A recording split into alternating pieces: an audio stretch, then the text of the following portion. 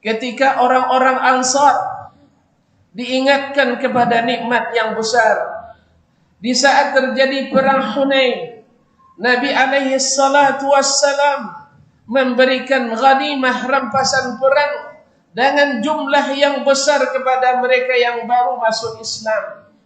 Beliau memberikan Aqra' ibn Habis sekian, dia berikan kepada Uyainah ibn Hisn sekian daripada hewan-hewan dan binatang-binatang ternak hasil rampasan perang. Melihat itu orang-orang Ansar merasa dalam hatinya, jangan-jangan Nabi alaihi salatu wassalam, setelah dibuka kembali kota Makkah, setelah kota Makkah kembali menjadi Madinatul Tauhid, kota Tauhid, setelah syirik dihapuskan dari kota Makkah dan orang-orang jahiliyah sudah meletakkan senjata, mereka mengakui bahwa sesungguhnya Muhammad sallallahu alaihi wasallam akhun karim, ibnu akhin karim, saudara yang mulia, anak dari saudara yang mulia, keturunan yang mulia. Nabi alaihi salatu wassalam mungkin akan kembali meninggalkan mereka, kembali ke tanah kelahirannya. Akhirnya mereka pun bersedih dan juga merasa tidak diperhatikan. Sampailah kepada baginda Nabi alaihi salatu wassalam berita bahwa orang-orang Ansar merasakan sedih dalam hatinya, karena orang-orang yang baru masuk Islam diberikan pemberian yang besar dan mereka tidak mendapatkannya.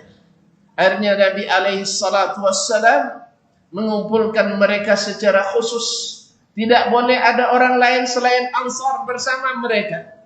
Lalu Nabi ingatkan kepada mereka, bukankah kalian dulu dalam keadaan sesat? Alam takunu dhalin fahadakumullahu bi. Bukankah kalian dulu dalam keadaan sesat lalu Allah beri hidayah denganku? Alam takunu alatan fa'agnakumullahu bi. Bukankah kalian dulu dalam keadaan miskin, melarat, lalu Allah berikan kecukupan denganku? Dan bukankah kalian dulu sering memusuhi, lalu Allah pertahankan hati kalian dengan dakwahku? Wallahi ya ma'syarul ansar, wallahi ya ma'syarul ansar, law salakan nasu syi'ban la salaktu syi'bal ansar. Laulal hijratu lakuntum ra'am minal ansar. Wahai ma'syarul ansar, seandainya orang melewati suatu jalan, saya akan melewati jalannya orang-orang Ansar. Dan andainya bukan karena hijrah yang telah ditentukan Allah Subhanahu wa taala, saya adalah termasuk orang Ansar.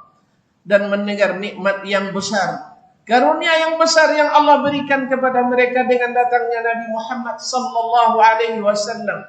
Baru hitungan tahun, belum sampai 10 tahun, mereka masih mengingat bagaimana permusuhan yang senantiasa berkelanjutan di antara mereka, kemiskinan yang melanda mereka, hati yang tidak pernah tenang dengan keadaan di dunia.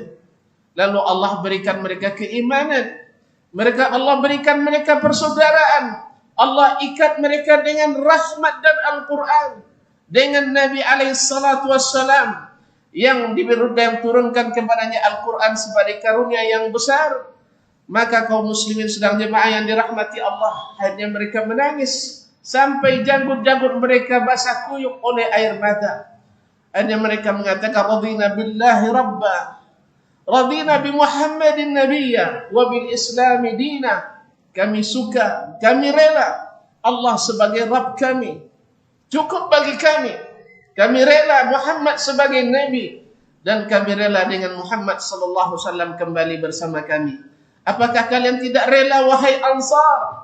Orang-orang kembali membawa binatang ternak, orang-orang kembali membawa harta benda rampasan perang, dan kalian kembali membawa Rasulullah sallallahu alaihi wasallam.